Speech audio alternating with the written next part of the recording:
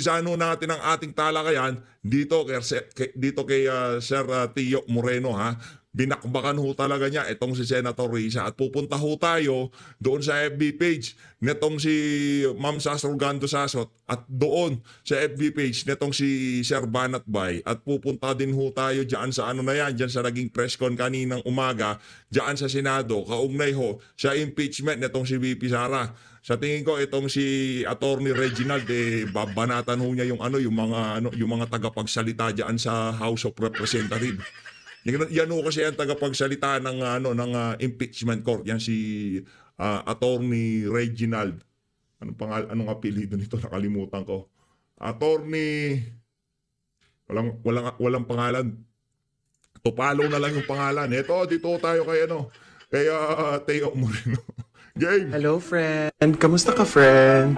Nako. No? Risa Tanas ka!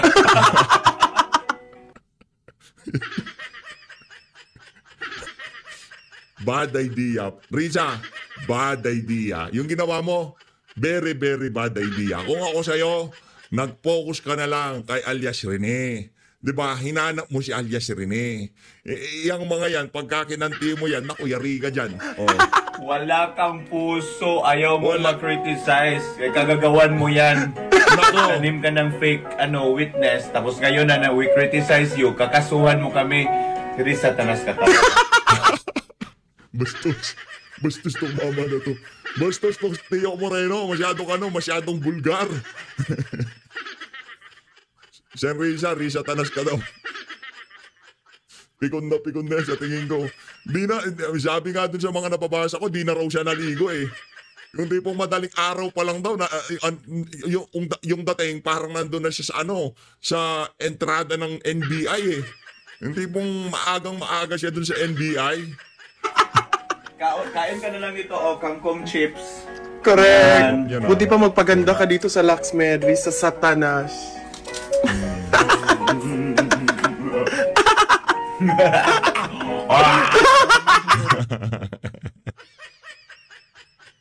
Risa, wrong move sabihin ko sa'yo.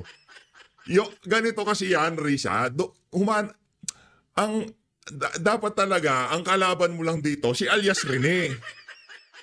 Imbis na hindi ka na nagdagdag ng kalaban mo, dinagdagan mo pa. Nasa defensive mode ka na nga. Di ba siya nasa defensive mode dito sa issue na to? Wala ho siya kumbaga siya ang binibira dito. Imbis na, piliin natin yung mga laban natin. Kasi pagka kinasuhan natin yung mga vlogger na yan, sigurado mayain tayo ng mga yan. Hindi mo ba kinonsidera yon ng inyong legal team? Yung yung taga-abot mo ng index card? Hindi ba nila kinonsidera yon? Na, sige focus muna tayo kay alias Rene. Hayaan nyo muna yung mga vlogger na yan. Pagpipiestahan ako niyan kung sakaling isinama ko. At yun na nga nangyayari dito. Ngayon, biglang ilinabas yung issue ng mga sabungero. Yung antag dito, missing sabungero, yung whistleblower, lumantad na. Para tabunan tong issue ni Risa. Naku, malabo yan. Pero kung hindi mo sinama yung mga vlogger, malamang sa malamang. Ito, kasi medyo natin yan, gabay natin ng konti yung social media eh. Diyan sa pag-angat yung pag-init ng issue ng mga nawawalang sabungero, merong tsansa na kahit papaano matabunan itong issue nitong si alias Rene. Kaso patola ka. Anak ng tokwa, tinanong ka lang ng mga vlogger, pinagkakasuhan mo. Punta na ho tayo dito kay Ma'am Sas Rugando Sasot. Alamin ho natin kung ano sagot niya dito kay Risa Hontiveros. Eto mga kababayan Kinuha na no ng comment reaction itong si Ma'am Sas Rugando Sasot ng GMA. Napakalupit ho ng sagot niya dito kasi nga naman ang tanong dito kung kakasuhan mo yung mga malalaking vlogger, yung mga kilalang personalidad sa social media dahil diyan sa pagsishare ng video na yan, itong si Ma'am Crisette, di nga niya sinare, di ba? Dapat pala, ikasuhan mo rin ng GMA News kasi sinare din naman nila yan Di ba? Bakit mga vlogger lang? karamihan ng mga ng mga social, ng mga mainstream media, pinalabas din naman yan. Kumuha sila ng clip dyan sa video na yan, itong si alias Rene, may inano pa nga siya, mula sa YouTube channel ni Pagtanggol Valiente, Di ba? Linagay pa nga dyan kung saan nanggaling yung video. Bakit mga vlogger lang? Yun ang tanong doon. Ito ang sagot nitong si Ma'am Sas Rogando Sasot, dyan sa email na yan ng GMA News. Dear GMA News, thanks for asking for my comment. Here it is. I only learned about the video from GMA News 7. It is libelous to share it. Then what's good for the gander must good for GMA. Ibang klase talagang bumanat itong si Ma'am Sas Rogando Sasot. Tama nga naman mga kababayan. Kung kinasuhan yung mga nag-share o nagkomento o tinag itong si Senator Risa Hontiveros para tanungin siya doon sa particular na issue na yon, dapat pag-aralan din ang kampo nitong si Senator Risa kung sasampahan nila ng kanso ang GMA at lahat ng network na nagpalabas ng video na yan, nitong si alias Rene. Kasi ganito ho yan mga kababayan. Wala hindi ho natin pinag-uusapan dito. Nagsalita ang video, hindi lumabas yung video, kinote nila itong si alias Rene, base doon sa sinabi niya doon sa video. Pare-parehas lang ho yung mga kababayan. Di ba? Kasi alam ko hindi nila pinagsalita dyan si alias Rene. Pero sinasabi ng reporter yung sinabi ni alias Rene doon sa kanyang video. Yun. So wala ho yung kaibahan doon sa ginawa ng mga vlogger. Ang tanong ho ng ating mga kababayan, Senator Risa, bakit mga vlogger lang ang ginasuhan mo? Bakit hindi nyo tinira yung mga mainstream media at yung abogado na nanghahamon sa inyo, nakasuhan nyo siya? Etong si Atty. Ferdy Topacio, ano ho bang nangyari, Senator Risa, di ba? Yun ang problema ho natin dito mga kababayan. Ito naman itong si Sir Banat Bay. Nako, ito matapang to eh. Ito, palakpakan muna natin itong si Sir Banat Bay. Ito eh. Ika nga, luto ang pusod nito eh. Ito. Hontiveros, if you think you can scare me, think again. You just fueled me. Yari kayo dyan. Mamaya, abangan natin yung video nitong si Sir Banat Bay. Tingnan natin kung ano yung mga birada niya dito kay Senator Risa. Chine-check ko kasi natin. Chine-check natin yung mga FB page ng mga iniidolo nating vlogger. Tapos ito, Risa equals hypocrite. Ito ang post nitong si Senator Robin 3 hours ago 3 hours ago ito. Kay Senator Robin Padilla ito. Kapag kayo nagrereklamo, pinapakinggan namin kayo. Dahil sabi nyo, freedom of expression and at speech. Pero kapag kayo naman ang inireklamo, tatakutin nyo ng kaso. Yan, ganyan na ganyan ho. Ganyan na ganyan ho ang ginawa nitong si Risa Hontiveros. Ang kalayaan ng iba, pambihira talaga. Practice what you speech. Sa lagay ho na yan, gusto pa hong i-criminalize nitong si Risa ang tawag dito, ang cyber libel, i-decriminalize. Gusto niyang i-decriminalize ang libel, kung di ho tayo nagkakamali. Meron ho tayong nabasang ganun. Sa lagay na yan nagkomento lang ho itong mga vlogger na to, ayan, itong si Sir Banat Bay, doon sa videong ilinabas itong si alias Rene, parang nagtatanong, Senator Risa, totoo ba to? Ano ba tong issue na to na lumalabas na kesyo ganito daw, 1 milyon, mahigit 1 milyon? Di ba? Maraming tanong kahit tayo dito sa PH Update kasi hindi ho malinaw. Ngayon, imbis na latagan tayo ng talagang ebidensya na madidiin, etong si alias Rene na sinungaling siya, linabasan ho tayo, puro mga screenshot. Ano tayo, mga bata? Ilabas mo sa amin, Senator Risa. Merong CCTV ang opisina mo. Huwag mong ilagyan ng audio, yung pabalik-balik. Sabihin mo, eto, December 2023. Ayan kita nyo yan Di ba? December 2023 yan. January 2024, nag-umpisa na ang Di ba? labasan nyo ho kami ng mga resibo. Yung totoong resibo, hindi screenshot. Kalukuhan yung screenshot.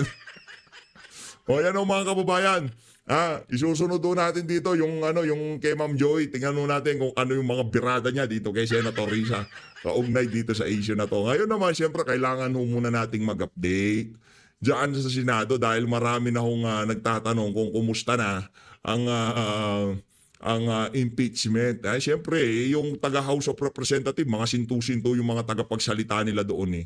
Dito ho tayo kay attorney. Ito tagapagsalita ho ito ng Korte Suprema, kaya mas ito kumbaga, mas kapani-paniwala. Di ba, Senator Risa? Relax ka lang.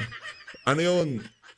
Mali yung shot call na yun. Ako nagsasabi niya, mali yung shot call kasi hindi mo naman kalaban yung mga vlogger eh. Nagtatanong lang yung mga vlogger. Pagka linabasan mo ng ebidensya yung mga vlogger, binara mo sila, ayan ebidensya, manahimik kayo ngayon. Sigurado mananahimik sila kasi linabasan mo ng ebidensya. Ano linabasan mo ebidensya? Ebidensya doon mga CCTV footage, yung email, na totoong email, yung gumagalaw, hindi screenshot, kalokohan yung screenshot na yon. Diba? CCTV footage na nagpabalik-balik, ilabas nyo huyang mga yan. Kaso ang hirap nito, pagka linabasan tayo ng CCTV, baka pakita natin si Torre, makita natin ang US Embassy, makita natin yung mga tauhan nitong Silag Dameo, di ba? Baka hindi natin sinasabi na nandun sila sa CCTV. Kaya baka siguro hindi makapaglabas ng CCTV etong si Risa Hontiveros dahil base doon sa mga revelasyon etong si alias Rene, yung mga individual daw na nabanggit natin na yon, di umano, yun ang mga kamiting niya nung kasagsagan nung KOJCC. Di ba? Yun yung mga kababayan. Baka hanggang screenshot lang talaga si Risa dahil kung sakaling maglabas siya ng CCTV footage, mabibisto siya lalo. O kaya naman, hamunin natin tong si Senator Risa. Labasan nyo ho, pahiyaan nyo ho yung mga vlogger. Pahiyaan nyo ho yung mga nagsasabi na binayaran mo itong may ibang vlogger dyan. O ganito yan, si Atty. Ferdy Topacio nga. Di ba? Ipahiyaan nyo ho kami lahat. Isama na ako. Labas ho kayo ng totoong ebidensya. Labas ho kayo ng, ang tawag dito, yung email, hindi yung screenshot. Labasan nyo kami ng CCTV footage. Yung mga naging pagpupulong nyo, yung mga naging picture taking, alam naman nag-picture taking kayo. Di ba? Yung sigurado may picture taking yan. Labasan nyo kami ng picture taking. Huwag yung puro laway yan lalatag nyo sa amin. Wala akong maniniwala dyan. Dito na ho tayo sa tagapagsalita ng impeachment court. Impeachment case of Vice President Sara Duterte. The specific certifications being required from the House are all part of the effort to guarantee procedural legitimacy and to uphold constitutional standards. These certification procedures should not be seen as traps or measures to impede, but these certification processes help prevent any legal impediment or challenges or technicalities that could undermine the impeachment process once it starts rolling and to uphold the proceedings' integrity. So, the disrespect... Itong si Attorney Reggie Tonggol, palakpakan natin itong si Attorney Reggie Tonggol. Siya ang ating papakinggan dito. Feeling ko medyo na itong si Attorney, di na lahat sasagutin niya kasi naranasan niya na yung kakups ng mga mga reporter, di ba? Tanong sila ng tanong, Attorney, ganito, ganyan, ganito, ganyan. Maya-maya pag nag-report sila, baka, teka, ba't iba to? Ba't biglang tinutulungan ko na itong si Sara Duterte, di ba? Na aning tong si Attorney Reggie eh. Teka lang, tinanong niyo ako. Ngayon sumagot ako, bigla tinutulungan. mga din yan. Yung mga reporter dyan sa Senado, di ba? Kaya ayaw natin marinig yung mga tanong nila. Ang kukups nila sa totoo lang. For or attempts to undermine the impeachment court processes, threaten the independence and credibility of the court, and jeopardizes public trust on the process itself. We therefore encourage the public and all involved parties to participate constructively and respectfully in the legal discussions without insinuating any malice on the court. So we will be able to take questions po. Sir, actually, yun din yung tanong ko. Pero basically, yung sabi ni Attorney Congressman Jokno, no, if Congress will designate prosecutors to the panel, that is already a very clear indication that they want to proceed with the case. So parang wala nang need for another certification communicating that they want to pursue the impeachment trial. Actually, yung pag-authorize ng mga House prosecutors, no, pagbibigay ng authority, I think it will also be contained in a resolution because as you know, the Congress is a collegial body and it can only act collegially through its parliamentary procedures such as passing of a resolution or a bill. So I think since there's already going to be that process of authorizing the prosecutors, so magandang isabay na lang rin po yung resolution na yon. At pwede naman nakalakip yun doon sa isang resolution lang. Pero ang sinasabi po ni Congressman Jokno, the fact na mag-e-elect sila ng prosecutors, hindi raw ba enough na yon na communication na gusto nilang ituloy yung impeachment trial po at hindi na kailangan ng hiwalay na certification? Well, if that is the position po of the House prosecutors, then we will just await whatever filing that they will make in due time once they convene the 20th Congress. As far as you're concerned, attorney, hindi enough yung pag-elect po na ng prosecutors. Kailangan maghiwalay na communication na nagsasabing gusto naming ituloy itong impeachment trial na to. Well, the question should be asked again, how will that election or authorization of the House prosecutors will happen? Paano sila ma-authorize? In what kind of action? Is it just a letter from the Speaker? Or is it a formal authorization coming from the plenary of Congress itself? So, wala naman tayong question na gagawin yon at naniniwala tayo sa kakayanan naman ng House of Representatives at sinabi na rin naman ng Speaker of the House na they will comply. So, I don't see any problem in na pagsabayin na yon, no? Hindi, mga ano kasi yan, attorney. Yung mga reporter dyan, maraming problema dyan. Wala nang problema, ginagawang pa nila ng problema para sa bagay, meron silang ika nga, for soundbite purpose, attorney. Ganun lang yan. Sir. Follow up lang po. Sorry. Sir, follow up lang doon sa yung sa prosecutors. Kailangan pa ba talaga ng plenary action? Kailangan pa aprobahan ng House plenary yung mga prosecutors na papalit? Well, because nga collegial body ang Congress, no, how do they actually authorize somebody? No, like for example, in a corporation, kapag corporation yan, para yung isang tao ay ma-authorize to represent the corporation, then the board of directors has to come up with a board resolution and the corporate secretary will have to come up with a secretary certificate. So, in any collegial body, ganun po may memorialize yung authority to be given to any person. So, as a collegial body, Congress as a collegial body is expected to also do the same. So, ako po, basic lang naman po yun, no?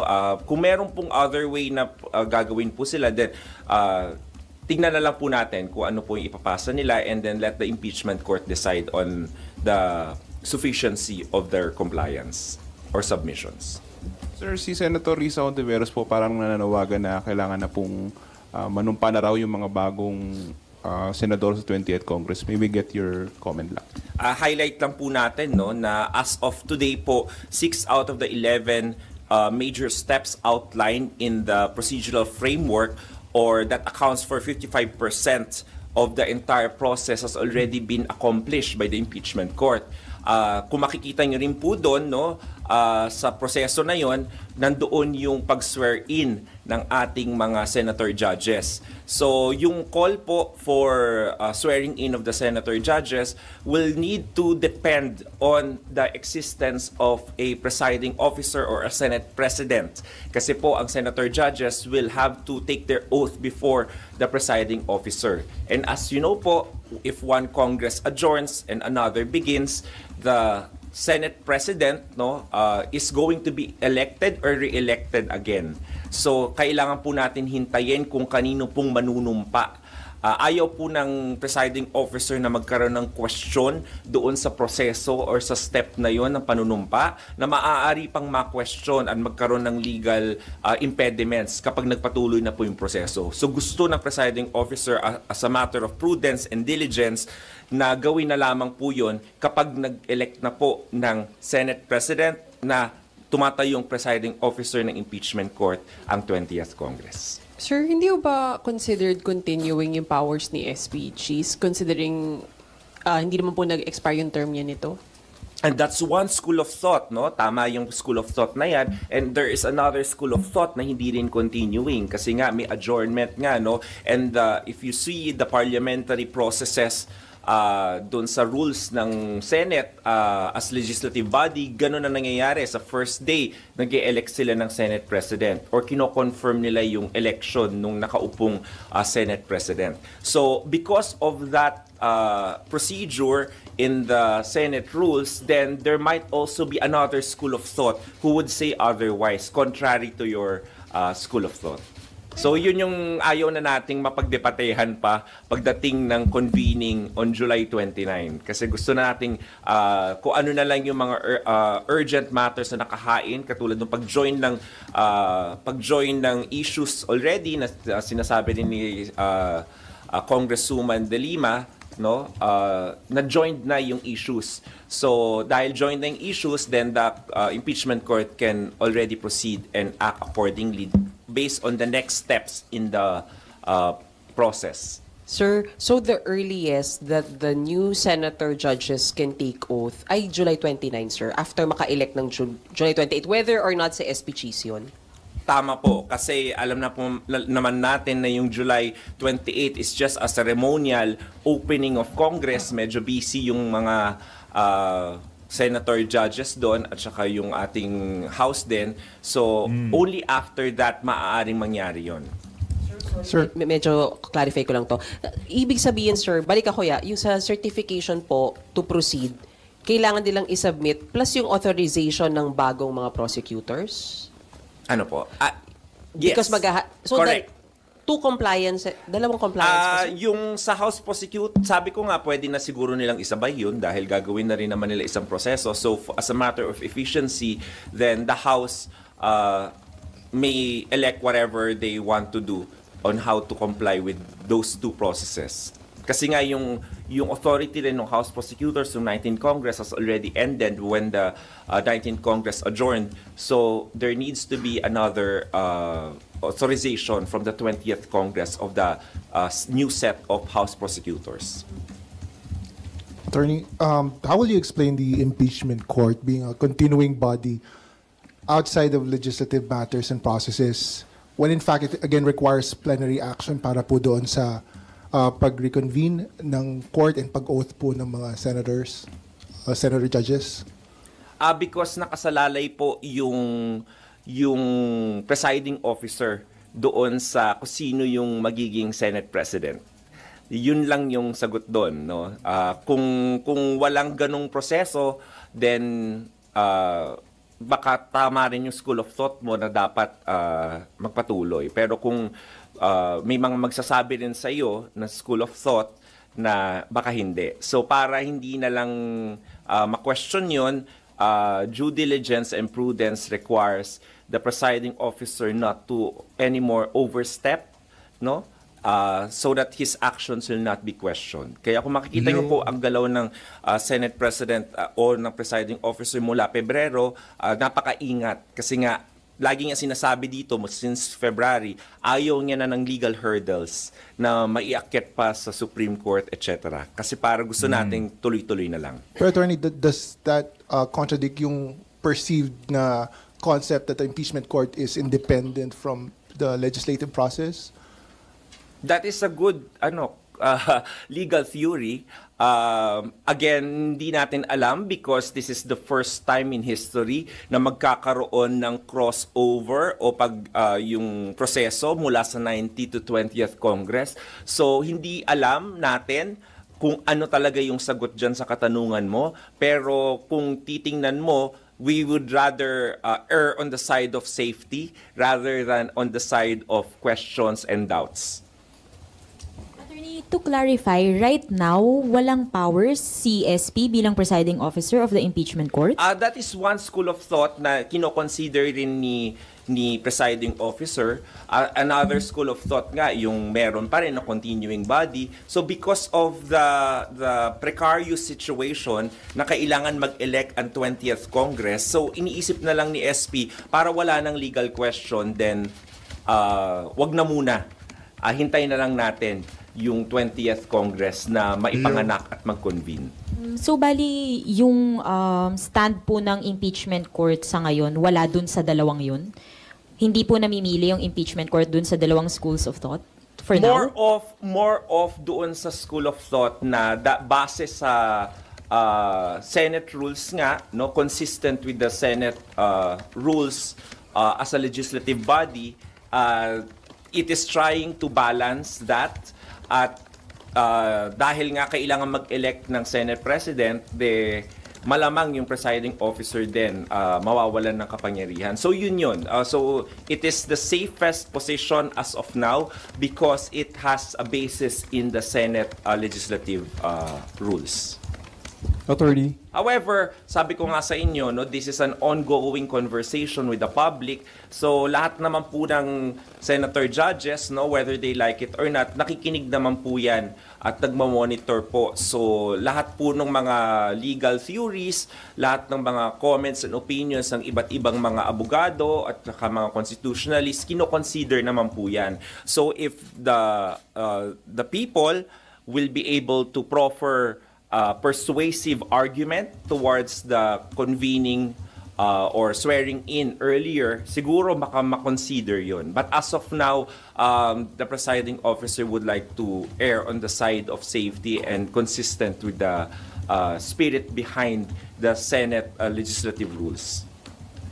Attorney, following your arguments on Dexter po, dun sa pag-required din sa House of Representatives, hindi ba imperative din sa impeachment court to issue na panibagong summon dahil nasa 20th Congress na sila at 19th Congress yun na napadala ng summon sa Vice President? Kung makikita niyo po yung galaw po ng yung galaw po ng impeachment court ay patuloy. So kung medyo may pagdududa ba kayo kung continuing body ba o hindi, the position taken is it is actually a continuing body kasi nga may summons po and we recognize the submissions from the previous Congress. However, meron pa nga pong mga question kung sino po ba yung presiding officer ngayon? Si Senate President pa ba? Dahil nag-adjourn na yung 19th Congress? Or patuloy pa rin ba siya? So on that question alone, makokonect mo yung summons na yan. Kung makikita niyo yung summons ni Vice President Sara Duterte, nakalagay doon na sagutin niya yung articles of impeachment. Pero isa rin sa nakapaloob sa summons usually ay mag-appear yung nasasakdal before the impeachment court. And when you look at the body or the wording of the summons, walang nakalagay na specific date doon at a set date and time na isiset ng impeachment court. So, ngayon, sa next step natin, makikita yung step 7, appearance of the Vice President Duterte. Paano ngayon malalaman ni Vice President Duterte na kailangan niya mag-appear? Kung 29 ba siya? 30 ba siya mag-a-appear? Hindi niya alam eh. So, malamang sa malamang, isa po yan sa gagawin po ng impeachment court kapag nag-convene na po ito ng sa susunod na session nito. So, mga issue po for the Vice President to appear at a certain date and time. So makakapaglabas lang po ng bagong calendar kapag tama po. Kapag nakapag-convene na po. At saka kapag naka-comply na po. Kasi naka-hinge po yung convening ng impeachment court doon din po sa certification from the House of Representatives. So, Attorney, ibig sabihin po, dependent pa rin po yung calendar ng impeachment trial sa schedule po ng mga legislative processes? Like po sa 28-29 yung start po ng sessions? Hindi ko magets yung yung tanong. kung dependent pa rin po yung schedule ng calendar trial dun sa magiging schedule po ng mga sessions sa legislative processes basically kasi sa 28 pa po mag-resume yung or mag-start po yung mga sessions. So nakadepende ito po doon kung kailan po siya. Lagi yung tatandaan, dalawang hats ang sinusuot ng Senado. So kapag nagkaroon ng plenary session sa 29, then maaaring magkaroon doon ng pag-uusap. May isang senator judge o senador na tatayo doon para mag-move ng convening again ng impeachment court. Kasi as of now nga walang date na nakaset tayo doon sa 19th Congress nung June 10 na at June 11 na session. So walang nakaset na date. So I think there will be a movement on the floor of the Senate based on the Senate rules para mag-convene po yung Senate Impeachment Court either on the afternoon po or sa another day. Pero attorney, from now until July 27, hindi pwedeng, kasi parang in the past press conferences po sinasabi, kapag may isang senator judge na mag-request na magko-convene yung impeachment court. Pero dahil alanganin kung may presiding officer o wala, so can we say walang convening na reconvene na mangyayari from now until 27? Actually, bigger than that issue is the compliance. Kung makikita nyo po, yung order po ng impeachment court nung June 10 ay conditional po yung pag-set ulit po ng convening doon sa compliance po ng House of Representatives doon sa second order. At saka yung sinasabi ni Presiding Officer and Senate President na hindi po sila pwede mag-convene kung wala pa pong communication from the House kung sino yung House prosecutors. Kasi gusto po nila na magkaroon na ng appearances doon yung House prosecutors at yung defense. Kaya po, hinihintay po ng impeachment court as a condition sine qua non na ma-comply po ng House po yun. Yung po yung import ng second order po. Sir, sorry. Paano kung walang compliance, hindi magko-convene? Or ma-delay ulit yung pag-convene? Hindi mangyayaring July 29? If lang naman, sir, scenario lang to. If by July 29 walang compliance, so walang kasigurohang magko-convene by 29? Nako, hindi ko masasagot yan, no? Kasi hindi ako senator judge, hindi ako senador. But that is in the realm of possibility, siguro. Pero, of course, sa action ba ng impeachment court, yung ba yung gustong mangyari, parang lahat ng steps nga, 55% na accomplish na eh. So, if you look at the intent of the impeachment court wants this process to already roll. And the compliances, the certifications will ensure that there is no more question or any legal impediment once the impeachment court convenes. It actually gives the House of Representatives the power to already decide na tuloy-tuloy na tayo kapag nag-comply yung House doon sa appointment ng House prosecutors at saka yung second order na yun for certification. Dependent yung pag-convene sa compliance? Yun po ang order po ng June 10. Kung makikita nyo po. Anong implication po kung hindi sila mag-comply? Alin po? Yung hindi mag-comply, yung second order. Yung I cannot hazard a guess. Hindi ko, kasi gusto mong patunguhan ko kung magko-contempt ba o hindi. No, yun yung gusto mong lumabas sa akin. Hindi ko masasagot yan. Kasi hindi nga ako senator judge and depende na lang yan kung anong move nung both parties. No, they are open, they are free naman to file whatever motion they want to file with the impeachment court and let the impeachment court decide on the matter. Attorney, required din sila mag-submit ng listahan ng mga bagong prosecutors, right? Kailan may deadline ba yun? Yes, walang deadline po.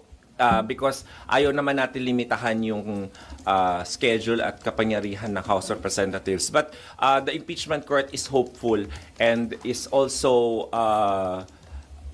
happy na nung last day ng Congress ay nagpahayag yung Speaker of the House na they are going to comply with the two certifications, which they already did dun sa una.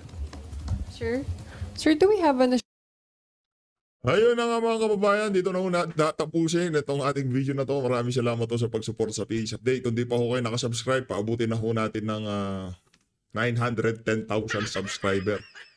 Every other day, 10,000 subscriber. Sa tingin ho natin, bago mag-July, kaya natin to. Kaya ba natin? Ay, July na pala. So, di ko na alam yung date. Di ko na alam yung month. Oh, July na pala. Bago mag-August siguro, bago mag-August, no? Kaya ho ba natin bago mag-August? Hindi, no rush, no rush.